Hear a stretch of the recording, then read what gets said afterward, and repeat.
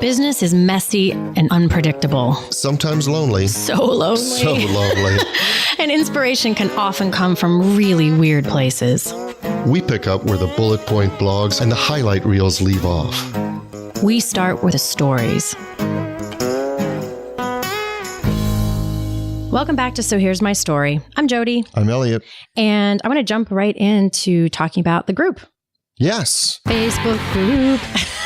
It's like the worst jingle ever. Facebook group. No, I love the conversations. And one of the things we were just talking about this before we hit record is we had a discussion, and I think Michelle Feuer brought it up, about our second thoughts concerning episode 44. Right. So the thing that she was reacting to was actually in episode 45. 45, and it was second thoughts. And we were talking about identifying the core of your business and really working the core. And she runs a pet sitting business. And actually, she does several fascinating things in the world, and that is just one of them. But go ahead. Okay. In her discussion, she was referencing the pet sitting business. And as you can imagine, when you're running that sort of business, what that means is you have to have your employees go into your clients' houses when they're not home, which raises an enormous trust issue. And take care of one of their most, I don't want to say prized possessions, but family member. Right. Yeah. Family member. Yeah. Yeah. And so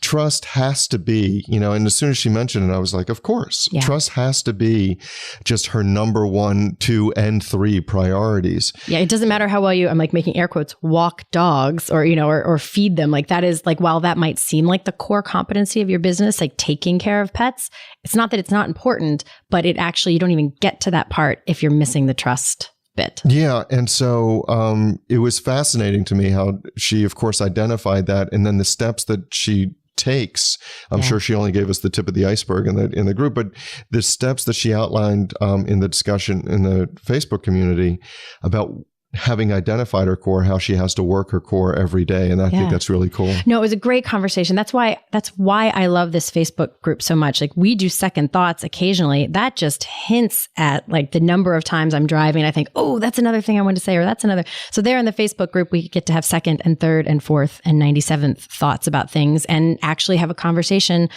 with other people about them. So it's, if you haven't joined the Facebook group, easiest way to get there is to find it on Facebook at SHMS Podcast Community. You can get a link directly from the So Here's My Story Facebook page.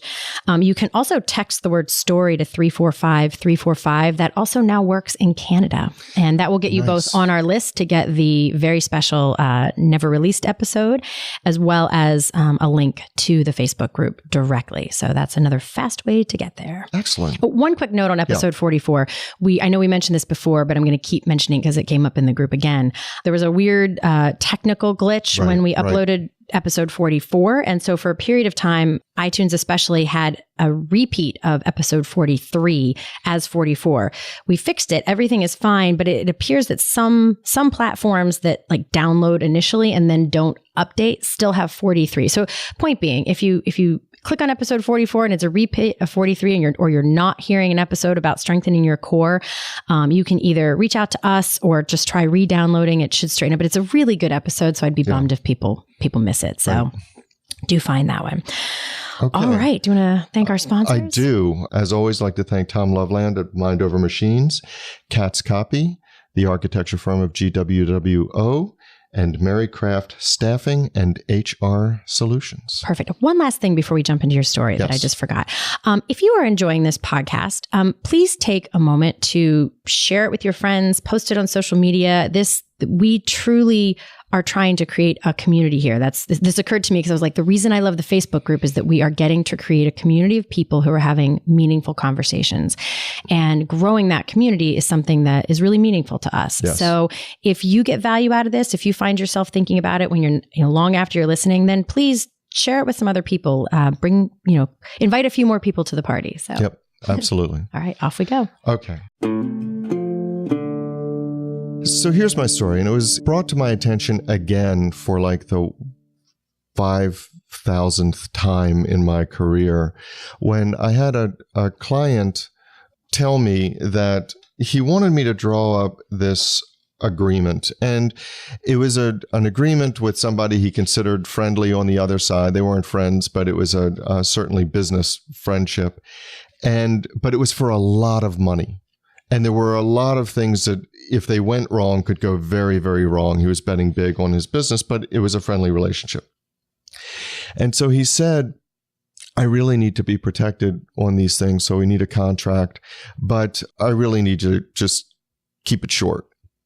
I need it to be, just easy and short, and I don't want to intimidate the other side. I don't want to have this real legal sounding thing. And I've had this conversation a lot with people, and I get both of those concerns. Obviously they have a contract because they want to protect their business, and nobody wants a 50-page single-space thing written in Latin, that's impenetrable legalese, because lawyers, if nothing else, are incredible at writing 52 comma sentences. Yeah.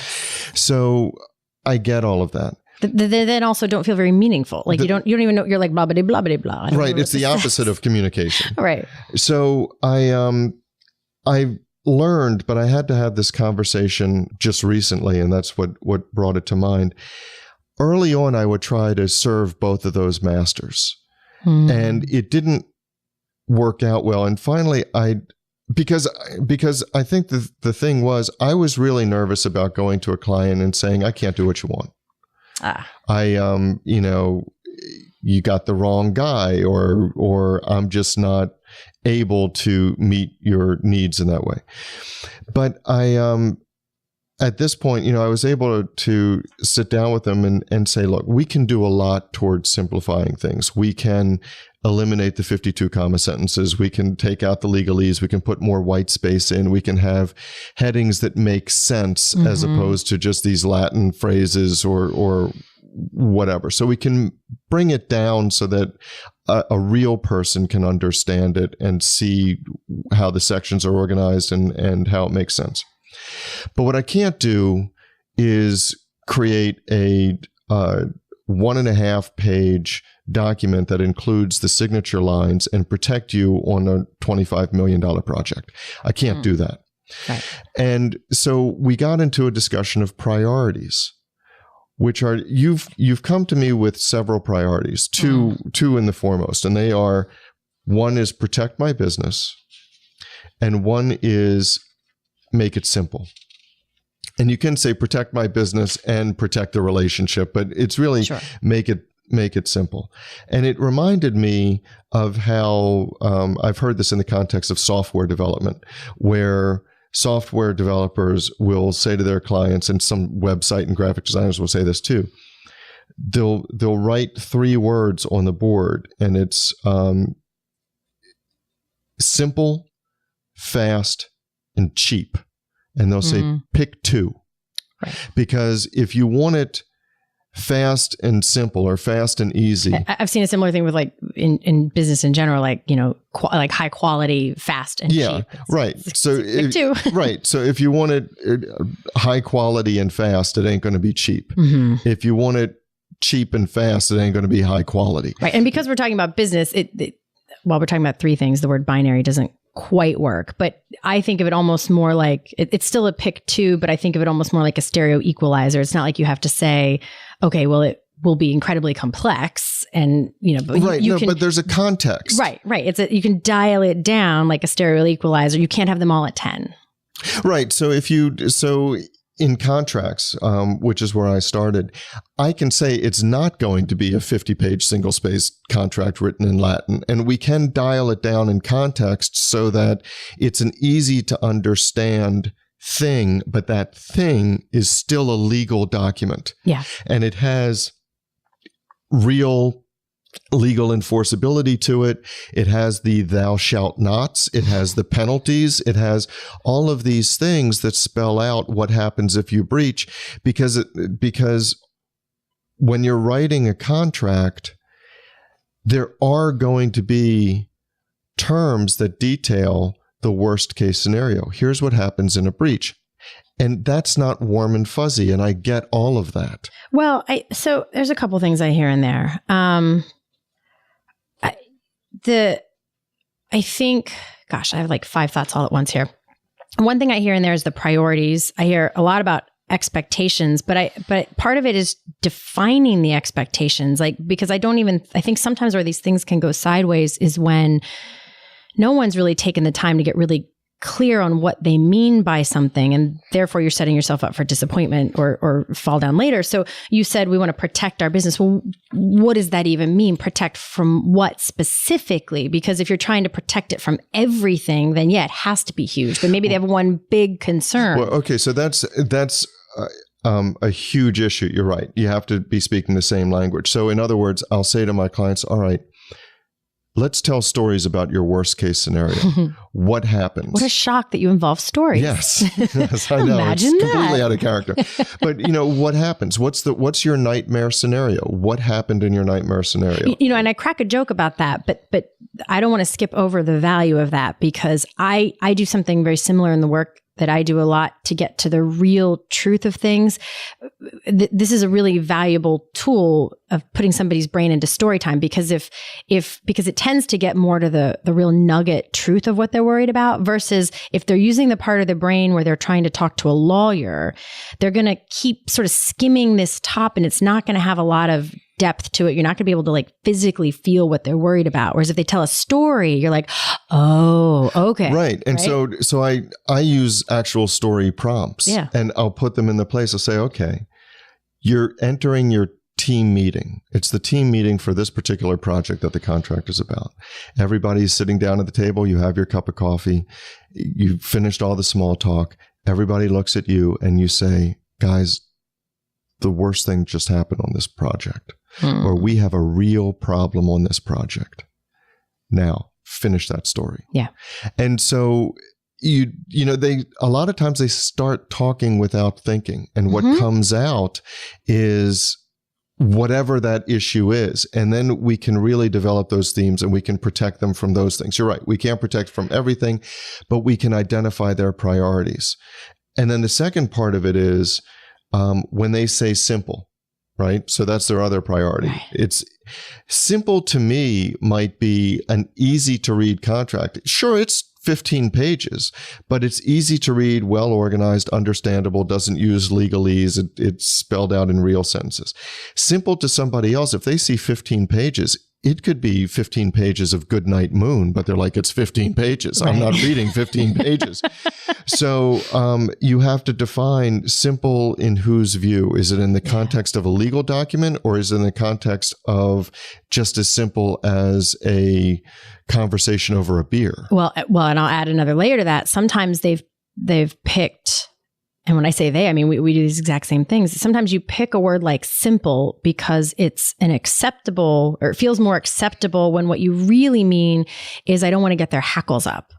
Like I don't want to, it's non-threatening. And they say simple because they feel like simple will be non-threatening. But what the core of it is that, and they may not care if it's 100 pages, if none of it's threatening, if none of it riles defenses or feels like you're being adversarial. Like you said earlier, like the relationship, if they want to, if their real concern is protecting the relationship, then you trying to whittle it down to 3 pages may be useless effort. If that's not the priority, if in those 3 pages, you wrote something that feels like it puts the relationship at risk. Right. And so you're going to get their hackles up. And so a lot of times, if that's the issue, getting the other side's back up, or really offending them or damaging the relationship, what we'll talk about is expanding our worldview from just the paper that I'm going to prepare and that they're going to slide across the desk. Mm-hmm. How do you have the conversation? How do you prepare and set the stage for that?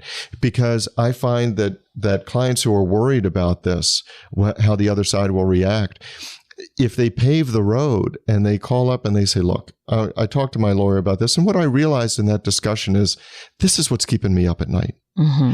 And I talked to him about that, and he's going to build it all in. And you know how lawyers are, he's going to build it all in here. But what he's really talking about in this contract I'm going to send you, and I know it looks like it's a lot, is these are the things that are worrying me. Mm-hmm. And if they pave the road with that so that the whole relationship doesn't boil down to what's on the sheets of paper, but they expand it beyond that to not just stories in my conference room, but stories with the other side. Well, especially because I know we mentioned this before. that conversation of, here's what I'm worried about for me. Here's what I'm worried about for you. Here's what I'm worried about for the relationship. If you can set this context of here's like, this contract is important. I'm having this contract drafted not just to cover, not to CYA for me, just me, but also to make sure that we end up on the other side of this in a good place. I think I love this conversation because it's when I facilitate, I think that this is the majority of what I'm doing is kind of breaking down conversations and to create distinctions in things because, everyone is so busy and has so many priorities they're juggling all at once.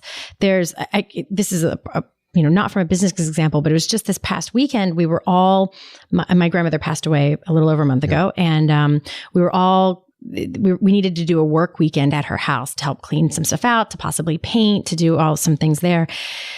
And it was so interesting because it was, and this is the nugget, it was feeling really hard because there was a lot of stuff going on this weekend. I mean, the planning was the logistics of getting everybody there. I won't go into great detail, but my family had the option of either all of us driving over Saturday morning and having to come back late Sunday night, so we'd really only have like 24 hours there, or just my son and I coming over Saturday morning and being able to stay clear through till Monday. And here was the challenge and this is the sort of the lesson I want to drop in the middle of this. Through my almost 10 years of facilitating, I've really come to rely on the awareness that if a conversation feels difficult or complicated or like you can't find the solution, you've probably skipped some questions like priorities and expectation questions. So if you can back it up for a second, because it was all feeling complicated because we had all this work to get done. And then several of us were feeling like, oh, this is such a great opportunity for us to all spend some time in that house together, watch movies and sort of be together in that house. So there was an emotional box we could have been checking. There was the logistical box of getting things done. And when we were trying to get all of them done is when we couldn't figure out the solution. Because if my whole family came over, we wouldn't have time to get everything done. And finally, I said to my mom, at the end, similar to you do, I said, okay, on Monday, by the end of the day, Monday, is it more important to you that we have checked off most of the list? Or is it more important to you that we've spent some time together as a family in that house? And she didn't even bat an eyelash. She goes, oh my God, we need to get the list done. I said, perfect. Half of us stay here, half of us come over. Everything made sense once we had clarified that expectation. The conversation got 25 times simpler. So it's another way to work into simple is that sometimes when it's hard, I think it's because you've skipped some of these questions that we're poking around at here. No, undoubtedly. And it's not, that's one of the telltale signs when the situation becomes complicated, when the conversation becomes hard. But another one is also when you're dreading it. When you're putting it off, yes. when a 2-week project is it's sliding inexorably into being a 1 month or a 6-week project, not because of the work, but because you're dragging your feet. And a lot of times I find that if you analyze, why is that always at the bottom of the pile? Yeah. Is it because everything else is an emergency, or is it because there's something that I haven't looked at? Yeah, right.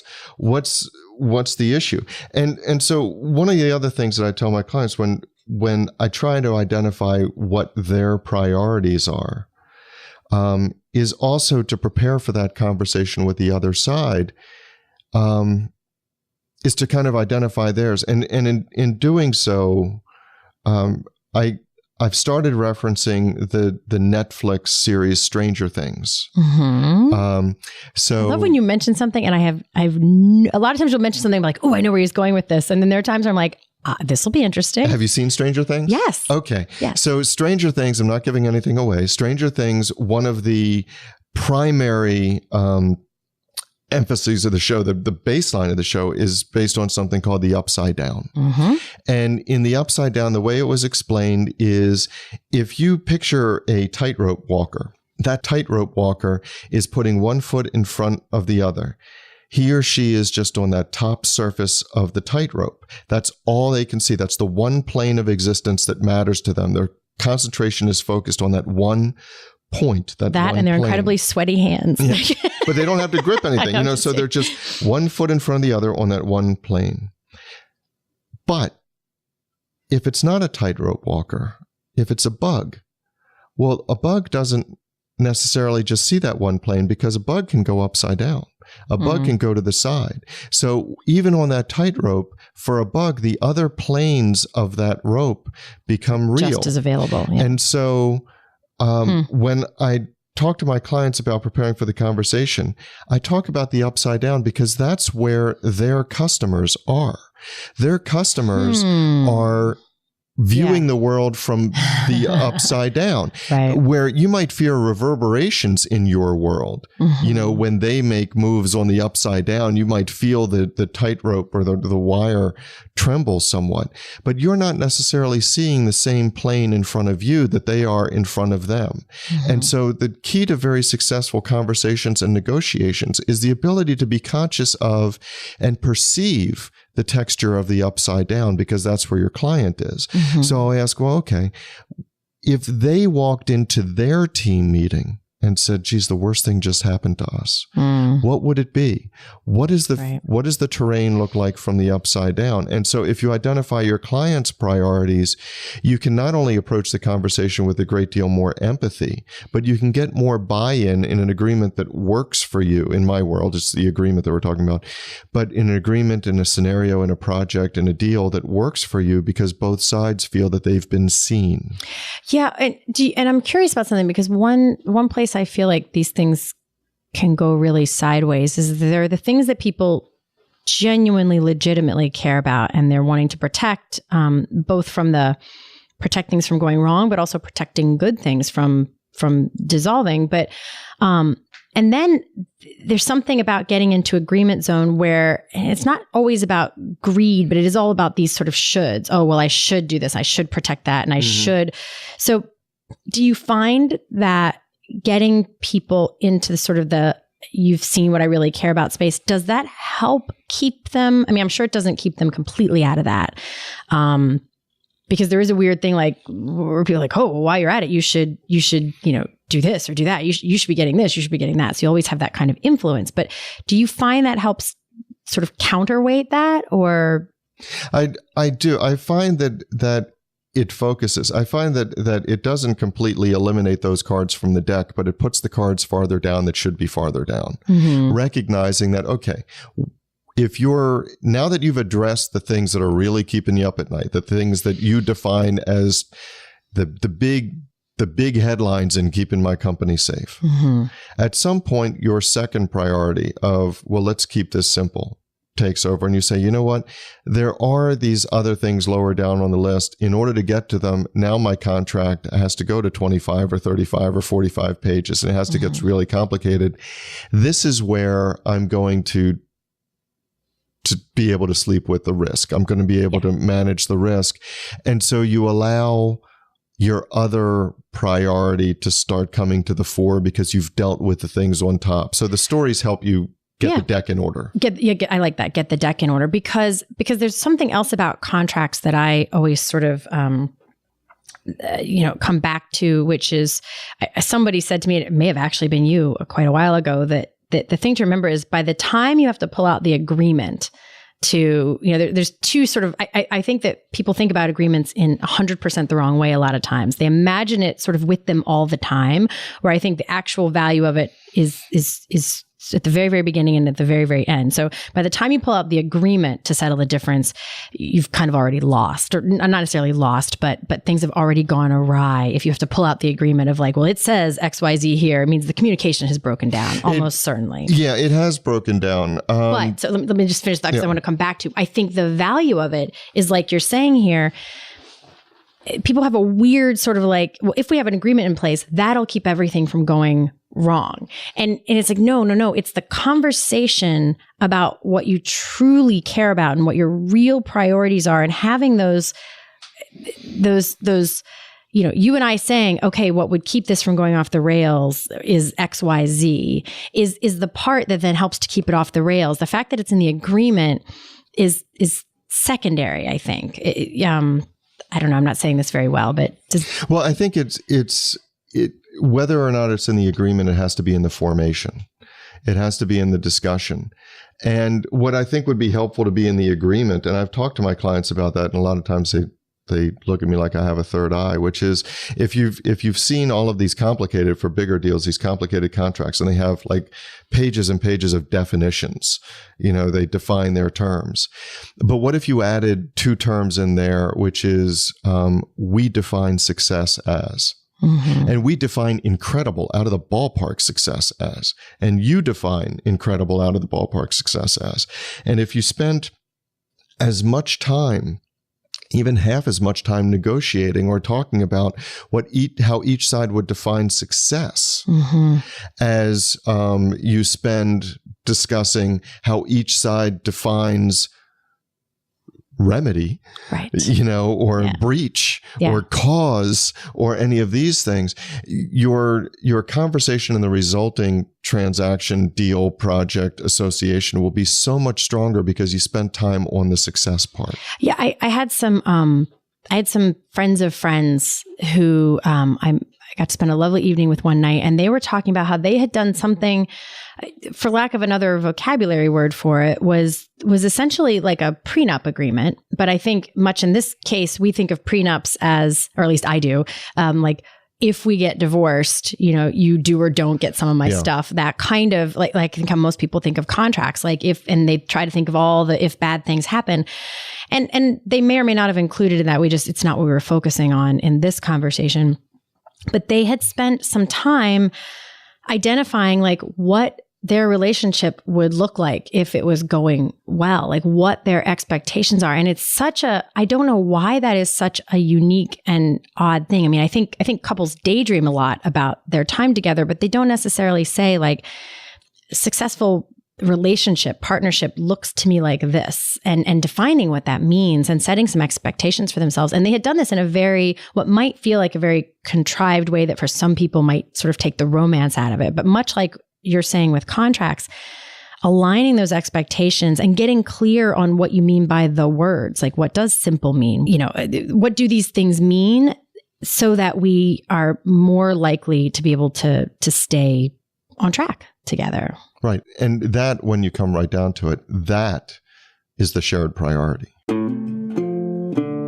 So that's our story. But the discussion doesn't have to end here. No, it does not. In fact, we don't want it to. No, we don't. That is why we actually have our private Facebook group, which we started to make sure that we could get your comments, your rants, your thoughts, your stories. You can find links to that group as well as show notes and links to subscribe via email and how to find us just about anywhere you can possibly find podcasts at sohere'smystory.com. And you can also find us on Facebook and Twitter at SHMS Podcast. And since we know it takes a village. Yes, it does. We'd like to thank our village, our super talented, incredibly patient team. And occasionally snarky team. Yeah, but in the best of ways. In the best of ways. Snarky. Yes. Good mockery. So a huge shout out to the people who actually help us produce our show. First, our sound engineer, Tom Hansen. Thanks to Christy Schmier for our brilliant show notes and all the other fantastic writing she does for us. And to Taylor Mathauer for doing just a little bit of everything. Including wrangling us. Which is no small feat. No, it's not. This is Jody Hume. And I'm Elliot Wagenheim. And you've been listening to So Here's My Story.